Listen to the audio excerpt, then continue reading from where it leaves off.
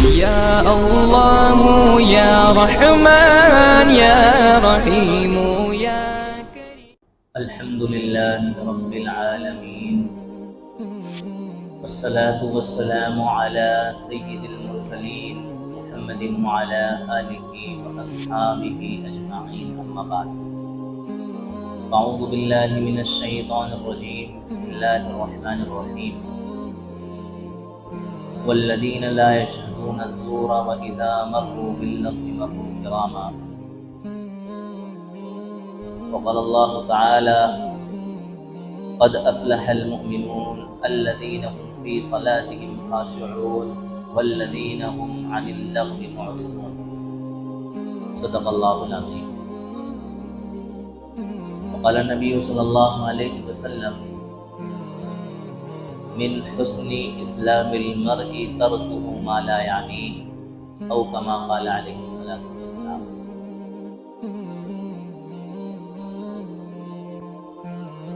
बुजुर्गान दीन और अजीज साथियों,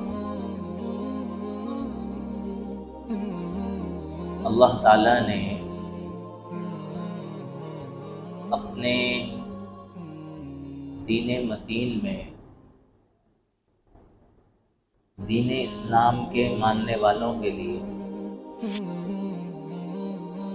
एक ज़ाब्ता-ए हयात अता फरमाया है, यानी ज़िंदगी गुजारने का ढंग और सलीका। जिस तरह मज़हब इस्लाम की तालीम में मिलता है, किसी और मज़हब के पास ज़िंदगी गुजारने का वो खाका, वो ढांचा और वो आइडियल मौजूद नहीं।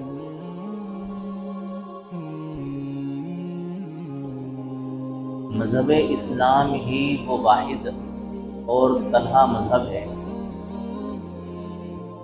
जो मज़हब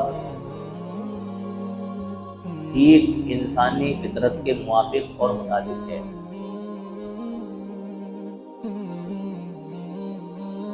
यानी मज़हब इस्लाम पर अमल करना गोया के इंसान की जो ज़रूरत है, उसकी जो फितरत है, उसके जो तकाज़े हैं, उन तकाज़ों के ऊपर अमल करना।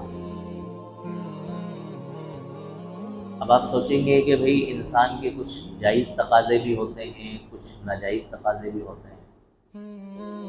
इंसान की फितरत में अच्छी चीज़ें भी होती हैं, बुरी चीज़ें भी होती हैं। यकीनन इंसान के अंदर दोनों तरह की फितरत मौजूद है, मगर यहाँ जो बात है, इस बात का ताल्लुक अच्छी चीज़ों से है, फितरत सलीमा से है। और दुनिया में बसने वाले लोगों में हर तबके में अक्सरियत अच्छे लोगों की होती है। बिगाड़ पैदा करने वाले या गलत फितरत के लोग चंदे होते हैं, उनका इसमें कोई एतबार नहीं। यहाँ जिस फितरत का एतबार है वो फितरत है फितरत सलीमा। दुनिया में बेशुमार लोग हैं जो इस्लाम को फॉलो नहीं करते, नहीं मानते हैं इस्लाम को, लेकिन इसके बावजूद वो शराब को नापसंद करते हैं, गलत समझते हैं, बुरा जानते हैं। ये अलग बात है कि उनके बुरा जानने के पीछे उनके जिस्मानी फ़वाइद हैं, जिस्मानी नुकसानात मद्देनज़र हैं, लेकिन वो बुरा जानते हैं। और यही इस्लाम का तकाज़ा है कि भाई शराब इस्लाम में हराम, उसके जिस्मानी और रूहानी नुकसानात हैं। तो जो लोग इस्लाम को नहीं मानते वो इसके रूहानी नुकसानात अगर ना मानते हों तो जिस्मानी नुकसानात बहरहाल वो मानते हैं, इसी वजह से उसको गलत समझते हैं। इसी तरह और बहुत सारी बुराइयां हैं जिन बुराइयों को वो लोग इस्लाम पर ना चलने के बावजूद भी बुरा समझते हैं और बुरा मानते हैं। और वो तमाम चीज़ें वही हैं जिन चीज़ों से इस्लाम ने इंसानों को और अपने मानने वालों को अल्लाह ताला ने अपने बंदों को रोका है कि ये ना करो। उस ना करने के पीछे तुम्हारे जिस्मानी और रूहानी नुकसानात हैं। दुनिया में भी तुम्हारे लिए खसारा है, आखिरत में भी खसारा है। इसलिए उन चीज़ों से तुम्हें क्या किया जा रहा है? रोका जा रहा है, बचाया जा रहा है।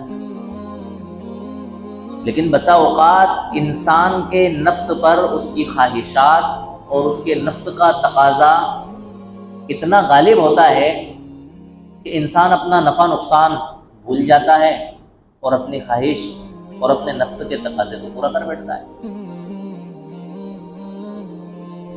तो जो चीज़ें फितरत सलीमा में बुरी समझी गई हैं, उन चीज़ों से रुकने का नाम क्या है? इस्लाम है। और जो चीज़ें फितरत सलीमा के तहत अच्छी हैं, उन चीज़ों पर चलने का नाम क्या है? फितरत सलीमा है। अब कौन सी चीज़ें बुरी हैं, कौन सी चीज़ें अच्छी हैं, इसके लिए शरीयत ने हमें इशारे किए, वाज़े तौर पर भी बताया, इशारों पे भी बताया कि ये चीज़ें ना करो, ये काम ना करो। जिन कामों में अल्लाह ताला की और अल्लाह के रसूल सल्लल्लाहु अलैहि वसल्लम की नाफरमानी होती है वो काम ना करो। जिन चीज़ों से अल्लाह खुश होता है उन कामों को करो। वो तमाम चीज़ें हमें बता दी। खैर, इंसान पैदा होने के बाद उसकी जिंदगी का एक हिस्सा वो है जो बचपन कहलाता है। तकरीबन ये उसकी पैदाइश के 1-2 साल के बाद शुरू होता है। बचपन तो पैदा होने के बाद ही शुरू हो जाता है, लेकिन एक चलना फिरना, बोलना, खेलना, ये तमाम चीज़ें 1.5-2 साल के बाद शुरू होती हैं और 15-17 साल तक, 20 साल तक ये सिलसिला जाता है। इसके बाद इंसान की जिंदगी का एक वो दौर शुरू होता है जिसको जवानी का दौर कहते हैं। ये दौर इंसान का 20 साल की उम्र से लेकर के तकरीबन 30 साल और बहुत ज्यादा 40 साल की उम्र तक जाता है। और इंसान की जिंदगी का एक दौर वो शुरू होता है जिसको हम बुढ़ापा कहते हैं। ये 40 साल के बाद शुरू होता है और इंसान की मौत तक जाता है। तो पहला दौर तो इंसान का खेलने में, पढ़ने में, लिखने में और तफरी करने में, इंजॉय करने में, यानी उसकी ज़िंदगी में कोई लोड उसके ऊपर नहीं है, कोई दबाव नहीं है, उन चीज़ों में उसका गुजर जाता है।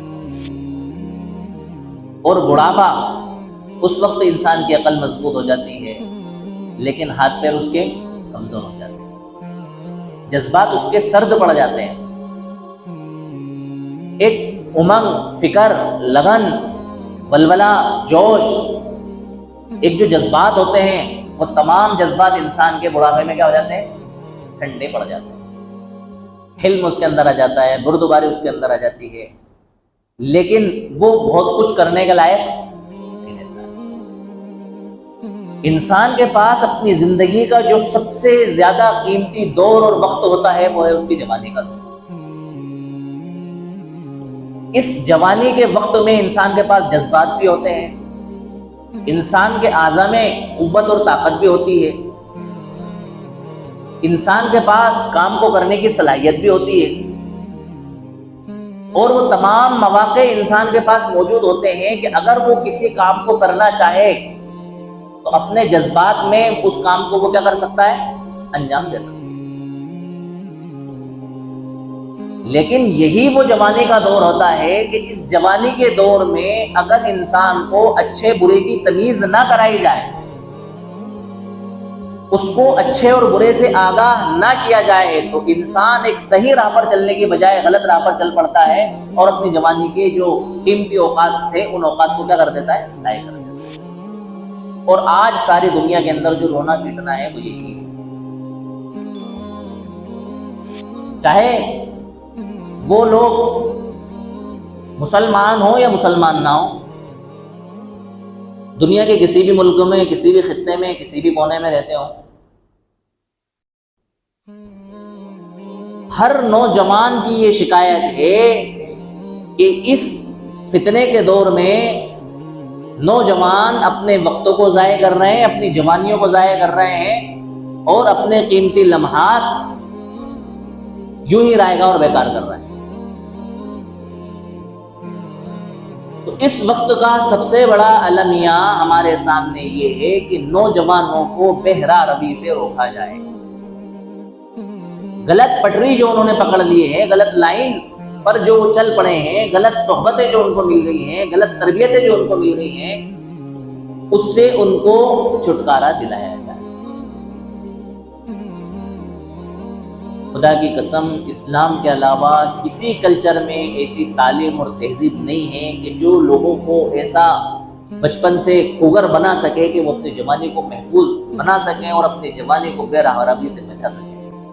किसी के पास ऐसी गाइडलाइन हमारे पास है, लेकिन हमारी कौम को उस गाइडलाइन के बारे में बताया नहीं गया है, और अगर बताया गया है तो हमारी कौम भी उन कामों को गैरों की देखा देखी अंजाम नहीं दे रही। अब जो हमारे माशरे के नौजवान बच्चों के हालात हैं वो हमारे और आपके सामने हैं, किसी से ढके छुपे नहीं, क्योंकि हमने बचपन ही से उन बच्चों को दीनी माहौल में नहीं डाला, दीनी तरबियत की हमने उनकी फिक्र नहीं की, घर में कोई दीनी माहौल नहीं बनाया, हमने उनकी सोहबत पर नजर नहीं रखी, हमने उनकी उठक बैठक पर ध्यान नहीं रखा, हमने उनके आने जाने का ध्यान नहीं रखा, हमने उनकी क्या एक्टिविटीज हैं उन एक्टिविटीज के बारे में कोई फिक्र नहीं की।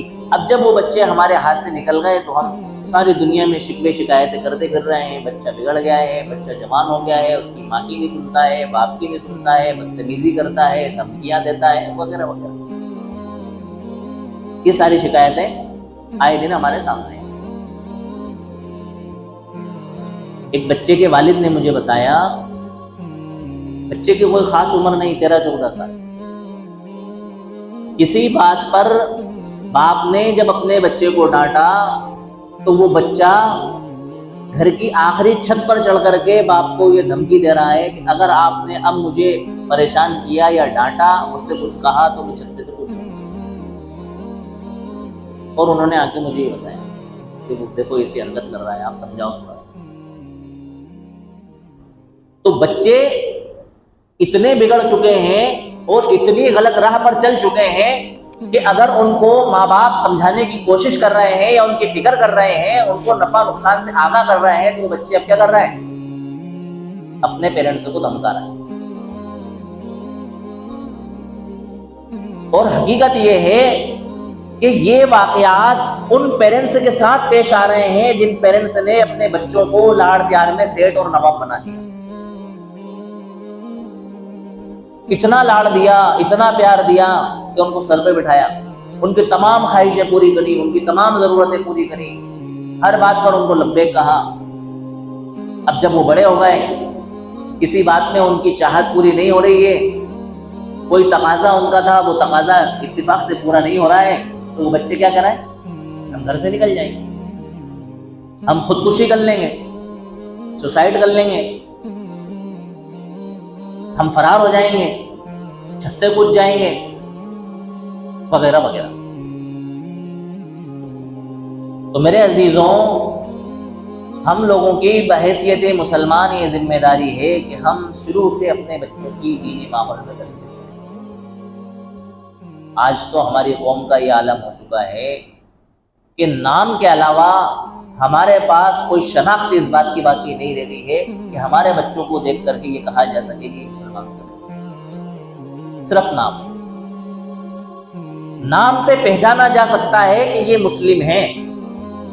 अगर नाम का पता ना चले तो तमाम एक्टिविटीज सर के बालों से लेकर के पैर के नाखूनों तक हमारे बच्चों की ऐसी है कि उनके मुसलमान होने ना होने के बारे में पता नहीं किया जा सकता। ये एक हकीकत है जो हमारे और आपके सामने। हालांकि मजहब इस्लाम ने हमें हमारी बॉडी और हमारा लिबास, हमारी पोशाक, हमारे बाल, हमारा चेहरा, हमारा रहन सहन, हमारा बैठना उठना, हमारा सोना जागना, हमारा खाना पीना, हमारा दोस्ताना और याराना, इन तमाम चीज़ों के बारे में हमें समझाया है और आगाह किया है। हमारे बाल कैसे होना चाहिए, हमारी दाढ़ी कैसी और कितनी होना चाहिए, हमारा लिबास कैसा होना चाहिए, हमारा चलने का अंदाज कैसा होना चाहिए, वो तमाम चीजें हमारे बच्चों में नहीं। हेयर कटिंग देख लें आप हमारे बच्चों की, किस किस स्टाइल में हमारे बच्चों के बाल, कौन सा फैशन बालों का नहीं है जो हमारे बच्चे अप्लाई नहीं कर रहे हैं। जितने डिजाइन की कटिंग होती है, जितने स्टाइलों में बाल कटते हैं, वो तमाम के तमाम स्टाइलों में बाल हमारे बच्चे कटवा रहे हैं। उन कटिंगों के मुझे तो नाम भी याद नहीं, इतने स्टाइलों में, और ऐसे ऐसे डिजाइन बालों में बनवा रहे हैं, ऐसा फैशन बालों के अंदर इख्तियार कर रहे हैं कि अल्लाह की पनाह, लगता ही नहीं है कि मुसलमानों के बच्चे। सर के ऊपर के हिस्से के बाल बहुत ज्यादा बड़े और सर के निचले हिस्से के बाल बिल्कुल जीरो। बाज मर्तबा तो इंसान निचले हिस्से में उस तरह करवा रहा है। हैप्पी कटिंग हो रही है और न जाने कौन कौन सी कटिंगें हो रही हैं, और उन कटिंगों के अंदर उस तरह से निशान बना रहे हैं। कोई मोर बनवा रहा है, कोई मछली बनवा रहा है, कोई तीर बनवा रहा है, कोई और डिजाइन बनवा रहा है। अभी तो एक नया डिजाइन ये चला है कि आई बुरों के ऊपर कट लगवा रहा है हमारे बच्चे, ये एक नया फैशन। दाढ़ी का यह आलम हो गया है कि दाढ़ी नई नई डिजाइनों में, नई नई स्टाइलों में दाढ़ी रखी जा रही है। उस दाढ़ी के अंदर कट और डिजाइन बन रहा है फैशन इख्तियार करने के लिए। खुदा की कसम, ये हमारा कल्चर, ये मगरिब की तहजीब नहीं है, ये इस्लाम की तहजीब नहीं है। इस्लाम की तहजीब में तो बालों का ढंग और सलीका बताया गया है, और इस तरह के फैशनेबल बालों से शरीयत ने रोका है। रसूलुल्लाह सल्लल्लाहु अलैहि वसल्लम ने मना फरमाया इस तरह के बाल काटने से कि सर के बाज हिस्से के बालों को काट दिया जाए और बाज हिस्से के बालों को छोड़ दिया। रसूलुल्लाह सल्लल्लाहु अलैहि वसल्लम ने 3 तरह के बाल अपने सरे मुबारक पर रखे। 3 तरह के स्टाइल रसूलुल्लाह सल्लल्लाहु अलैहि वसल्लम ने हेयर कट के हमें दे दिए कि अगर आप मेरे मुत्तबे हो, मेरे मानने वाले हो, मेरी शरीयत पर चलने वाले हो, मेरे पैरोकार हो, तो इन 3 स्टाइल में आप अपने बाल रख लो, जैसी जिसकी जरूरत हो। रसूलुल्लाह सल्लल्लाहु अलैहि वसल्लम अपने सरे मुबारक पर जो बाल रखा करते थे, उनमें एक किस्म के बालों को लिम्मा, एक किस्म के बालों को जुम्मा, एक किस्म के बालों को अफरा कहा जाता है। रसूलुल्लाह सल्लल्लाहु अलैहि वसल्लम बाज मर्तबा बाल इतने रखा करते थे कि आपके बाल आपकी गर्दन तक होते थे। आप बाज मर्तबा इतने बाल रखा करते थे कि आपके बाल आपकी कान की लो तक हुआ करते थे, और बाज मर्तबा आप अपने बाल इतने लंबे रखा करते थे कि आपके बालों की लंबाई आपके कंधों से टकरा रही हो। ये आपके बाल रखने का तरीका होता था। ऐसा थोड़ी था कि साइडों से बालों को काट लिया और पीछे से बालों को बड़ा कर लिया, या पीछे से बालों को छोटा कर लिया, आगे से बालों को बड़ा कर लिया। या जो नए नए डिजाइन और नए नए फैशन आप लोग देख रहे हैं, इन फैशनों में, इन डिजाइनों में रसूलुल्लाह सल्लल्लाहु अलैहि वसल्लम ने ना बाल रखे हैं, ना ऐसे बाल रखने की अपने मानने वालों को तरगीब दी है और तालीम दी है। हमारे बुजुर्ग हजरात जिनके सामने मैं गुफ्तगू कर रहा हूँ, कभी आप कटिंग करवाने के लिए जाएं तो आप देखना, जो नाइयों की दुकानों पर जो पोस्टर लगे हुए होते हैं ना, उन पोस्टरों में आप देखना कितनी डिजाइन है आपको हेयर कट की मिल जाएगी।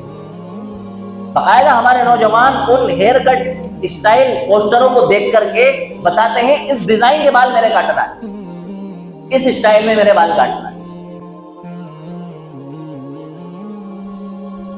तो ये नौजवान बहुत सारी बुराइयों के अंदर और बहुत सारी ऐसी चीजों के अंदर मुब्तला हो रहे हैं जिनका इस्लाम और मजहब से कोई ताल्लुक नहीं।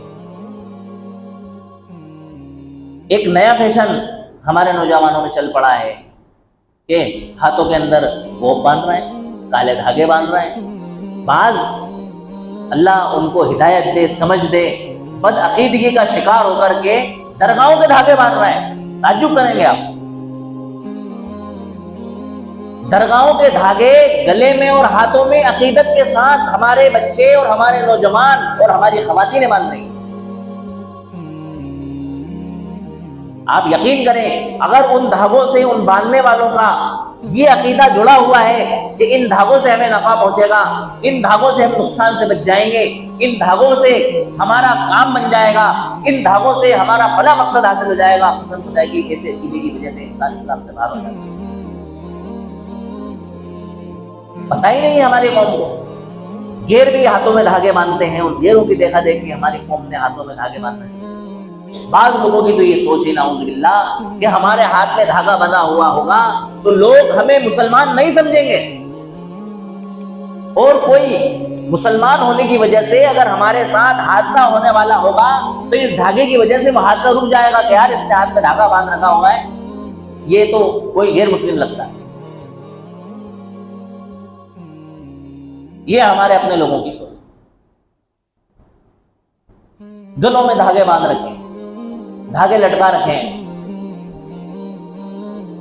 और आपने देखा होगा बाज लोग पैरों के अंदर गोप बांध करके घूम रहे हैं। क्या उनकी मंशा है, क्या उनकी सोच है? आप गौर करें कि पैर में अगर आपके गोप बनी हुई है या धागा बनी हुई है, कितना भद्दा दिखने में लगता है वो। आपकी नजर तो पैर पर नहीं पड़ती जिसने बांधा हुआ है, लेकिन किसी दूसरे की नजर उस हिस्से पर पड़ती है। बताओ आप, अजीब सा लगता है वो धागा बंधा हुआ। किस नीयत से बांध रखा है आपने हमें नहीं पता, लेकिन जिस नीयत से भी बांध रखा हो उस धागे के बांधने का कोई फायदा नहीं। आपने अपने आप को नजरे बद से बचाने के लिए रखा हुआ है, तो भी ऐसी सूरत में उसका कोई फायदा होने वाला नहीं। नजरे बद से बचने के लिए हमारी शरीयत में ये तालीम नहीं है कि आप अपने पैर में गोप बांध लो। और इस धागे से मुझे बात याद आई कि हमारे ही उसमें नौजवान भी आ गए, बूढ़े भी आ गए, अधेड़ भी आ गए। मैंने ऑटो रिक्शा और ये जो गाड़ियां चलती हैं इधर से उधर सवारियों को लाने के लिए, चाहे वो ई रिक्शा हो गई हो या वो पैसेंजर हो गई है, उन पैसेंजरों के आगे ये पीछे मैंने छोटे बच्चों के चप्पल लटके हुए देखे। अब उससे उनका क्या अकीदा जुड़ा हुआ है, अल्लाह है, अल्लाह बेहतर जानता। आप बताओ, उस चप्पल के लटकाने से हमारी गाड़ी में क्या फायदा पहुंच जाएगा और क्या नुकसान पहुंच जाएगा, उस चप्पल की हैसियत क्या है, ये हमारे कौम को नहीं पता। कड़े हमारी कौम के नौजवान अपने हाथों में पहन रहे हैं। भाई अगर आपको जीनत इख्तियार करना है, आपको अच्छा लगना है, आपका हाथ आप खूबसूरत दिखाना चाहते हैं, आप अपने हाथ में घड़ी पहने, अच्छी महंगी घड़ी पहने, कीमती घड़ी पहने। किसने मना किया? कड़े आप देखा देखी पहन रहे हैं। जिस तरह से सिख हाथों में कड़े पहनते हैं, हमारे मुस्लिम नौजवान बच्चे हाथों में कड़े पहनते हैं। बाज लोग चांदी की वो कड़ियों वाली चेन पहन रहे हैं, और बाज लोग गलों के अंदर चेनें डाल रहे हैं। इन चीजों का ताल्लुक जेवरात से है, और जेवरात मर्दों के लिए नहीं होते, औरतों के लिए होते हैं। औरतों की मुशाबत इख्तियार करना। रसूलुल्लाह सल्लल्लाहु अलैहि वसल्लम ने लानत फरमाई ऐसे मर्दों पर जो औरतों की मुशाबहत इख्तियार करें, और ऐसी औरतों पर लानत फरमाई जो मर्दों की मुशाबहत इख्तियार करें। कान छिदवा रहे हैं हमारे नौजवान, कान छिदवा रहे हैं। किसी का एक कान छिदा हुआ है, किसी के दोनों कान छिदे हुए हैं, और उन कानों के अंदर अस्तगफिरुल्लाह बालियां पहन रहे हैं। और इत्तिफाक से अगर उनको बालियां मुयस्सर नहीं आ रही है या उनकी बालियां टूट फूट गई हैं, तो उन कानों के छेद बंद ना हो जाए, उन छेदों को बंद करने के लिए तिनके और कचरा उन कानों के अंदर फंसा करके रख रहा है ताकि ये छेद बंद ना हो जाए, सुराख बंद ना हो जाए। बड़े बड़े बाल रख करके चोटियां बांध रहे हैं, और बाकायदा आखिर में जिस तरह से औरतें रबड़ लगाती है अपने बालों को संभालने के लिए और समेटने के लिए, इस तरह से हमारे नौजवान बड़े बाल भर करके उनके अंदर रबड़ लगा रहे हैं और चोटी बांध रहे हैं। ये सब हमारे माशरे में और हमारे नौजवानों में ये चीजें चल रही, ये बेहरा रबी है। ये हमारे उन नौजवानों की तरबियत ना होने का नतीजा है, माँ बाप के उन बच्चों से कुछ ना कहने का नतीजा है। कभी नहीं टोकते माँ बाप कि तुमने, माँ बाप को भी नहीं पता टोकेंगे कहां से, और माँ बाप ने जो सर पे इतना चढ़ाया अपनी औलाद को कि अगर टोकने जाएंगे तो इसकी धमकियां हमें सुनना पड़ेगी, इसकी बदतमीजियां हमें सुनना पड़ेंगी, तो माँ बाप बेबस है। कहा जाता है लकड़ी जब गीली होती है तो उस गीली लकड़ी को जिस तरह से आप मोड़ना चाहें उसको मोड़ सकते हैं, उसको नमा सकते हैं, और जब लकड़ी सूख जाती है तो उस लकड़ी को मोड़ना और उसको नमाना मुश्किल हो जाता है, वो लकड़ी टूट जाती है। बच्चे जब छोटे होते हैं उनकी तरबियत की जाती है, उनको ऐसा ढाला जाता है और ऐसा बनाया जाता है कि जिस माहौल में उनको ढाला जाए वो ढल जाते हैं। बच्चे बड़े हो जाने के बाद में आप उनको ढालना चाहें बहुत मुश्किल है। बस उनके लिए दुआएं करें। माँ बाप की दुआ अपनी औलाद के हक में कबूल होती है। उनकी हिदायत के लिए दुआ करें, उनकी खैर खाई के लिए दुआ करें, अल्लाह से मांगें। कई माँ बाप के शिकवे हैं, शिकायतें हैं, ऐसे ऐसे वाकयात मेरे सामने हैं कि बच्चों को ऐश और आराम के अंदर ऐसा बिगाड़ा है कि 5-5 हजार रुपए पर दिन उनको जेब खर्च दिया है, और इत्तेफाक से घर की कंडीशन थोड़ी सी कमजोर हुई और माँ बाप ने उनकी डिमांड पूरी ना की तो ऐसा आतंक उन्होंने घर के अंदर मचाया कि घर के सारे शीशे तोड़ दिए, घर की अलमारियां तोड़ दी, घर के पंखे तोड़ दिए, घर का सारा फर्नीचर जो था वो नेस्त नाबूद कर दिया। वो माँ बाप उनके मरने की बद्दुआएं करते हैं। मैंने एक माँ को इसी बद्दुआ करते हुए देखा है कि अल्लाह इसको ऐसा नेस्त नाबूद करे कि फावड़े से इसकी लाश को उसको सोरना पड़े, इकट्ठा करना पड़े। सोचो आप कैसा दिल ये नौजवान अपने माँ बाप का अपनी बेरहमी से दुखा रहे हैं कि माँ जैसी औरत जो कभी अपने बच्चों का बुरा नहीं चाह सकती, परेशान होकर के बद्दुआ दे रही है कि अल्लाह इसको ऐसा नेस्त नाबूद करे कि इसकी लाश को जो है फावड़े से इकट्ठा करना पड़े। समझ रहे हैं आप? ये औलाद की तरबियत ना करने के नतीजे, ये औलाद की बेरहमी पर चलने के नतीजे। और हमारे माशरे की खवातीन का तो क्या पूछना, बुर्का और पर्दा सिर्फ एक फैशन बन के रह गया है। घर से निकलते वक्त हमारी खवातीन का बुर्का होता है। सबकी बात नहीं कर रहा हूं मैं, अल्हम्दुलिल्लाह हमारे माशरे में अच्छी खवातीन भी हैं। उन अच्छी खवातीन की तारीफ है जो खवातीन बुर्के की आड़ में बुर्के को फैशन बना रही है और सिर्फ घर से निकलते वक्त बुर्का इख्तियार कर रही है। घर से जाने के बाद या तो उनका बुर्का हट जाता है या उनका चेहरा खुल जाता है। मैं उनकी बात कर रहा हूं और उन खवातीन की बात कर रहा हूं, उन बच्चियों की बात कर रहा हूं जो यूनिवर्सिटियों में पढ़ने के लिए जाती हैं और वहां के माहौल से मुतासिर होकर के बुर्के को साइड में रख करके वहां क्या उनकी कारकर्दगी है और किस तरह की जिंदगी उनकी गुजर रही है उनके बारे में बात।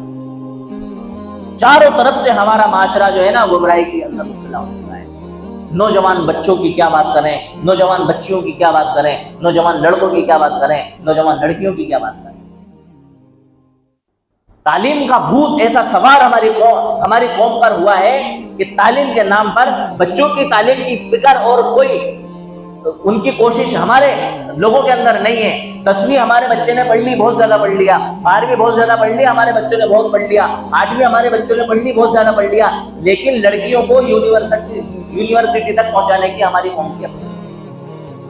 इसने मना किया आपने कि आप अपनी बच्ची को यूनिवर्सिटी में ना पढ़ाएं, कॉलेज में ना पढ़ाएं, 12वीं ना पढ़ाएं, 10वीं ना पढ़ाएं, खूब पढ़ाएं, लेकिन उनकी ऐसी दीनी तरबियत करें और उनको ऐसा दीनी माहौल दें कि वो उस गंदे माहौल में जाकर के उस गंदे माहौल से मुतासिर होने की बजाय अपने दीनी माहौल से दूसरे लोगों को क्या कर दें, मुतासिर। आपको क्या पता कि यूनिवर्सिटी में जाने के बाद में हमारी बच्चियों के क्या हालात हैं और हमारे बच्चों के क्या हालात हैं।